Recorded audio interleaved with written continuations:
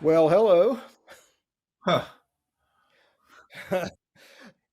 This is Damn. the joy of summer outdoor music, ladies and gentlemen. At least it won't be hard running down the set list so far. That's right. They opened with a steaming Cumberland blues and then went into Bertha. And then this guy came up on the stage and said, "Run for cover." Right, Only he said it in a very officious and bureaucratic way to make sure everybody was calm and did not just run for cover. right. So, singing that stuff about ran into a rainstorm is always tempting fate, isn't it? So we are appearing in this unaccustomed position. We don't know how long this break is going to be. We hope it is brief, but even if it is, it'll take some time to get the gear uncovered and repopulate the field with the audience that was asked to vacate. So we're going to be here as long as we can. We're going to skip a lot of the formalities. We do want to let you know that we hope the show goes back on in an expeditious fashion. If not, and you are a nugs.net subscriber, Nugs is doing a free live stream for subscribers of the Peach Festival from Scranton, or at least a lot or most of the acts playing at Peach. So you could check that out while you're killing time, or you can listen to us because we're about to talk to a very good friend of ours and a man who dwelt behind the scenes in the Grateful Dead world, but had some very positive creative effects on the music over the years that are still enduring today. So, David, do the honors. Well, I've you pretty much summed it up right there. Bob was here and helped the Grateful Dead into the transition into the digital age with sampling and computers and stuff like that, and basically helped every single one of the members of the Grateful Dead get into that and then help them learn how to do it all together. But above and beyond that, he's a wonderful musician. I've had the great privilege of playing lots of improvisational gigs with him over the years. And not only that, he's a visual artist of great talent and achievement as well. Please welcome Bob Bralove to our screen. Hey, Hey, Hi, Bob. Bob. hi. Good Great to to see see you you, my both. friend. Yes, indeed. Yeah, we got you on a little early. We're glad you were hanging in there and watching along with us so you knew the developing situation. And we're not sure how fast they're going to shoo us out of here, but we can get in some good talk about all this. As I said, you worked for a good many years and some golden years in the Grateful Dead's history behind the scenes, but you were affecting the music of the Dead in these subtle and maybe some not very subtle ways by helping to expand the sonic palette, and that's still being paid off in spades in the way Mickey uses MIDI and the beam and sampling and all that stuff. So let's get a little into your story, how you came to work with the Grateful Dead, what your musical background and your technical background was before you came to the Grateful Well, my musical background uh, was composition. I was writing classical music basically in academia and getting my degree in composition at San Francisco State. And then I needed to get a job, and I got a job in the computer world. And Stevie Wonder called up and needed some help. I got to field that call and Dead. started working with him. And of course, he is, has always been a leader in the sonic colors and synthesizer stuff. And then I was doing a Grammy show, and Merle Saunders came up to me, said, "Would you like to do a TV soundtrack?" And I said, "Sure." He was interested in all the machines I was operating. Herbie Hancock was in the act, and Thomas Dolby and Howard Jones. So it was a lot of machines on stage that I was responsible for. And uh, so that was the Twilight Zone, the CBS remake of the Twilight Zone, where I was coming in to work with Merle and supposedly at first just to sort of fill in when the band was out of town. And but I quickly got to know the members of the band, and we started getting along. And then they invited me to join in on In the Dark and help with the sounds of In the Dark. And then at the end of that, they were going out with Dylan and the Dead, and they said, "Come on, join us." And What I did. fun. It was really fun. And the only description I had for a job was when they all said they wanted to work with me. We was in the office and they were all sitting around after a board meeting. And they all said they wanted to work with me. And then Billy was the last person who said, well, I really want to work with you. So hang out as long as you're having a good time. That was my job description. That was Wow. pretty easy. Pretty great. Wow.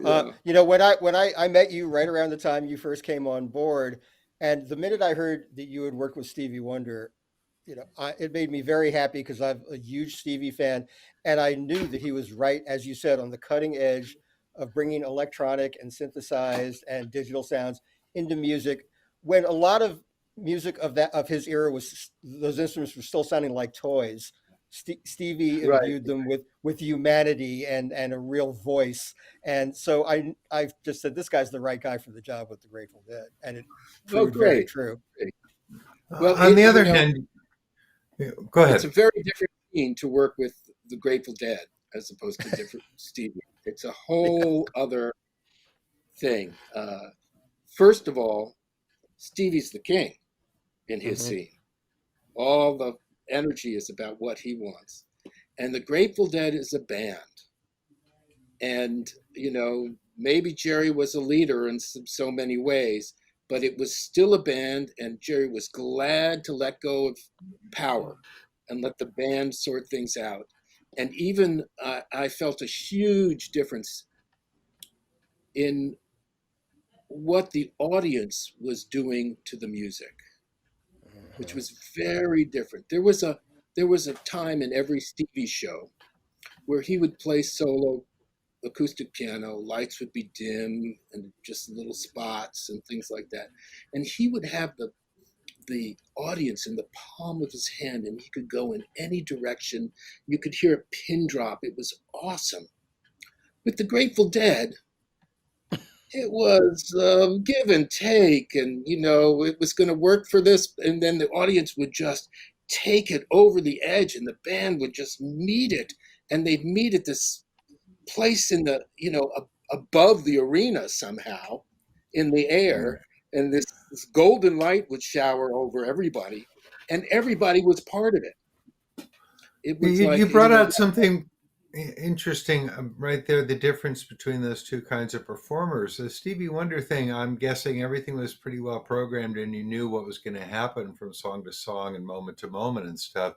With the Grateful Dead, it's an improvisational ensemble. You're creating tools for these guys to operate in real time and with great flexibility. That must have been a different set of challenges. yes, um, for example, in a show um, with Stevie, I could press buttons and lots of people's sounds would change because we were moving through a set. Steve would change it around. He was flexible, an amazing improviser. Um, but you knew where you were going, and the set was very similar. And a little technical thing for those people into it. Um,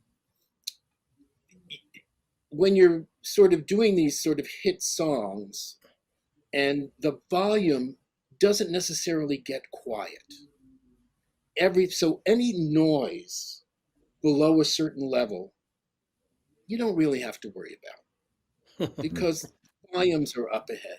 Well, the Grateful Dead, you had to go to zero quiet. You had to go Yeah. full 100 to zero, and everything had to be pristine. That it took a couple of years before I would walk out into the audience because I was obsessed about what was happening on stage. But when I did, Dan was mixing, and I was amazed at what detail you could hear. There'd be a quiet spot, and it was like somebody's keys are dangling in the and it's coming through the PA. It was just magical, and just spurred me on to keep doing more work. Jerry very famously told Blair Jackson in an interview that every second set had this moment of perfect silence. And it was usually in like, Stella Blue, obviously, that kind of thing. But yeah, it Right. had to go from whisper to a scream and back again on a On a moment's whim. notice. Yeah, Yeah. exactly. Wonderful. Yeah. Yeah. Bob, one of the places where your influence on the Grateful Dead was most profoundly felt, and in fact, in which you were a participant rather than just a technician, was the drums and space sequence. And Yeah. once again, that legacy is being played out to the nth degree now with what Mickey's doing with the beam, and what the drummers do together with loops and samples. And this not just the kind of flexing of chops that a lot of drum solos are, but this kind of incantation, to a higher power. And you were an active participant in that. You were controlling a lot of the loops, and sometimes when there was no one on stage, you kept the music going in that little channel between drums and space. Yeah, it's a section of the show that grew for me, and I was very tentative and held back. Um, and it was a kind of thing where it's just started, uh, where Mickey would kind of finish his beam solo and ready to get off stage, but he was waiting for the other band members to come out. He didn't want to leave the stage empty and quiet. So I started putting in little contextual drones that just sort of would give him a place to leave the beam in and have something happen. And then, he dug it, so it gave him more freedom. So he was encouraging me to keep ahead doing that. And then there was something that I started, I had a keyboard behind the drums, and I would trigger the loops sometimes. And, I was programming the loops usually during the break and coming up with things at the time. And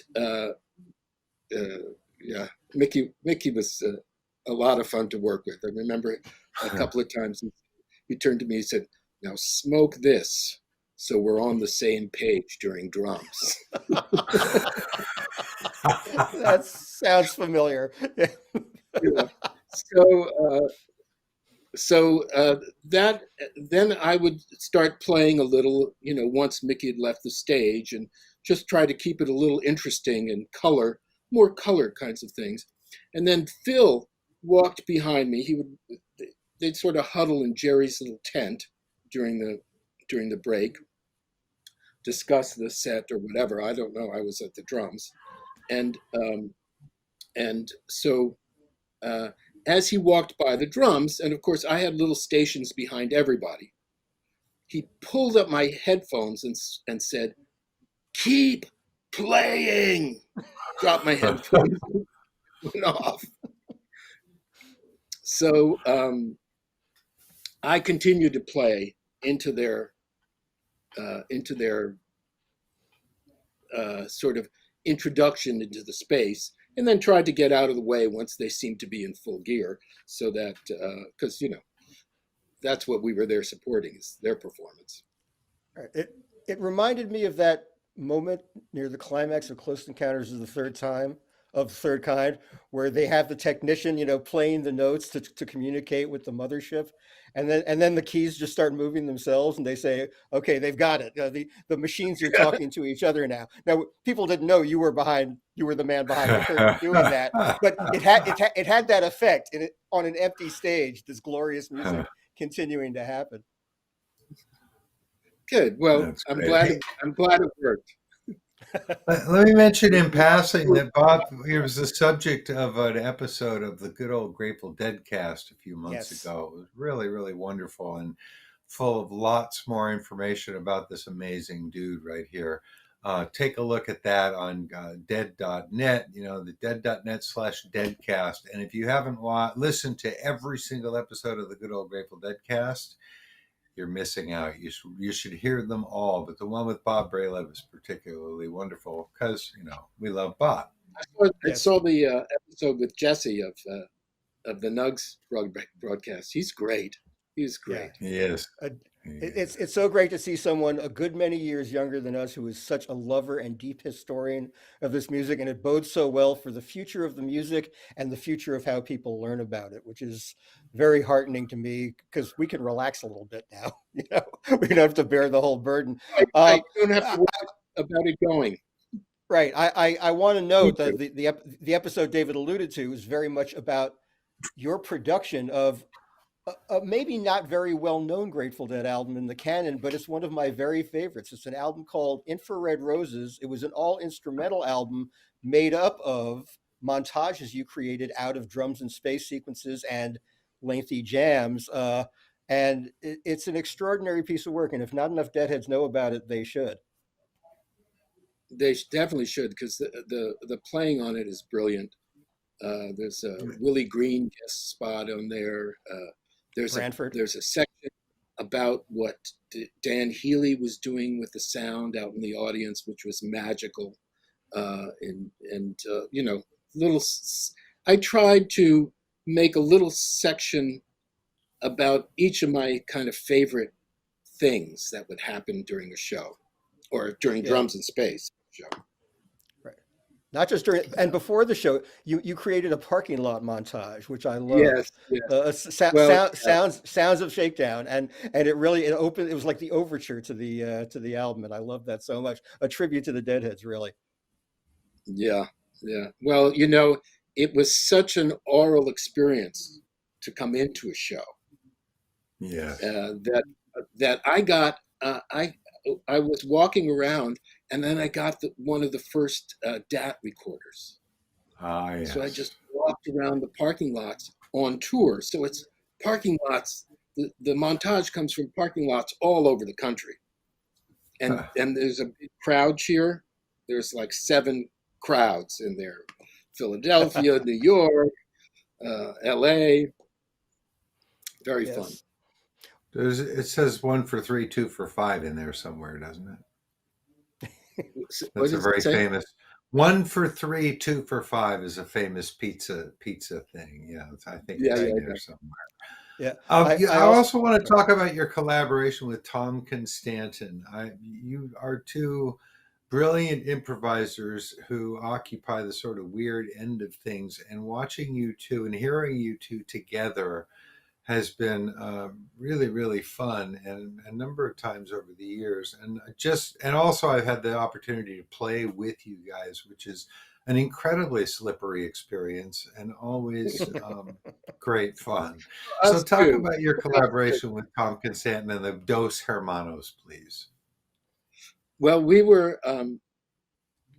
I met Tom backstage. I think he was visiting Phil. He always talks about Phil as a brother from you know from way back when. And they have a similar, and I have a similar classical interest. And I met him. I invited him to sit in with Second Sight, a band, and we started to. I rehearsed with him at the Grateful Dead studios with just 2 keyboards, so I'd give him an introduction to what he was going to play. Not that he needed it, but I didn't know that. So he came up, and we would just play off of the tunes and go into these strange sections that we both understood. And then we said, okay, we went to, it was at Garcia's funeral. He turned to me and said, "You know how to get through this?" And I said, "How?" He said, "You play through this." So a couple of weeks later, I called him. I said, "It's time to play. I need it." Huh.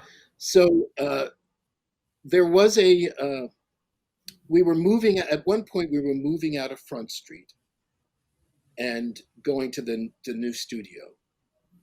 And Billy's drum roadie, was going through, I think it was Ramrod's drum room. And he started counting the beams. And he said, "Okay, there." And then he took his fist and he put it right through the wall, reached in there, pulled out a jar, you know, big jar. And he said, "This is crystal mescaline that Kesey dropped through the floorboards in 1960 something. Do you want it? Wow. Wow. I Wow. said, sure. Got any left? No, what happened was Tom was over and we were playing, and I said, Tom, I've never done this stuff, but I got this crystal mescaline. Do you want to try it? And so we started recording with the crystal mescaline. Oh man. And I remember at one point we were playing, and I saw that our hands were all made up of individual fingers that all had individual brains that were heading in different directions at the same time. And yet we were coordinating it. But each finger had a brain. I love it. And so when it was time to name the band, Tom said, how about Dos Hermanos? DOSE, right? Yes. Right. Yeah. Yes. Lambert Brothers. Yes, we are told the band they are uncovering the gear that was covered on the stage, and I guess they're repopulating the field with fans. I'm really glad we got to do this, Bob. Under unusual circumstances, I would just tell people, check out Infrared Roses, check out Dos Hermanos, and in the second set tonight, or what may be the latter part of one very, very long set from here on out, depending on how they break things up, check out Drums in Space, and you will be hearing Bob Bralove's legacy to this music. Also, before we let you go, look for Bob online. He's also a visual artist with some really, really wonderful stuff. I love his visual sense. And he's written a few sort of normal sounding songs too that I really love. So look Bob Bralove up and see all of the many different things he does, because he's a wonderful, creative human being. Thank you, Bob. It's great to see your face. We love There's you. an old website, but it's being redone. So come back if you can't see the videos. Indeed. So everyone enjoy whatever transpires from here on out this evening. And Bob, we hope we see you in person again one of these days soon. Thank you so much for joining us. Have a great night, everybody.